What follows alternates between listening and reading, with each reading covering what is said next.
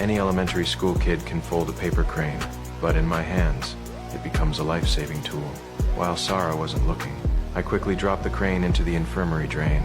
The crane flowed straight to the yard's drainage system. I knew what that meant. The pipes between here and there were connected.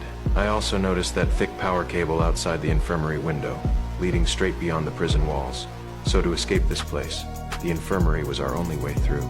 Because of the gang war, I'd made an enemy of Teabag. The enemy of my enemy is my friend. Benjamin gave me back the pills. I finally passed Sarah's test, but getting Lincoln out with me, going through the yard would be too obvious. I had to dig a tunnel from our cell straight to the infirmary. I pulled out the bolt I'd taken from the bleachers, started grinding it against the floor. Once it was sharp, I rolled up my sleeve, held it against my tattoo. Perfect fit.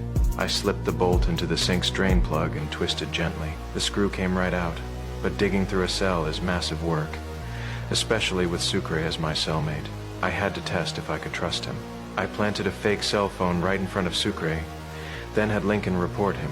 The guards came straight for him, but this guy surprised me with his loyalty, risked solitary confinement and never gave me up. When Sucre discovered it was just soap-painted black, he was pissed, demanded to know what I was playing at. I had to lay out the whole escape plan, asked him to join us.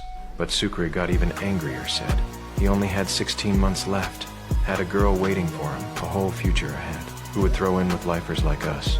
He didn't want to get dragged down, but wouldn't rat me out either, so he requested a cell transfer right away. Over the past few days, I'd seen someone visiting. The guy even brought a kid after the visit. Abruzzi looked like hell. I could read between the lines they were using his family to pressure him, forcing him to get that witness location out of me. He knew the toe. Cutting thing didn't work. I don't break under physical pressure. He had to try a different approach.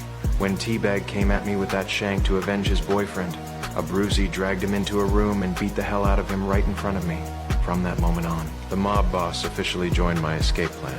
Better to break out and handle his problems on the outside than stay trapped in here, he told me. He'd watch my back from now on, get me whatever I needed, but only if I took him with us. Having Abruzzi's protection made life in here a lot easier. But then came something I never expected.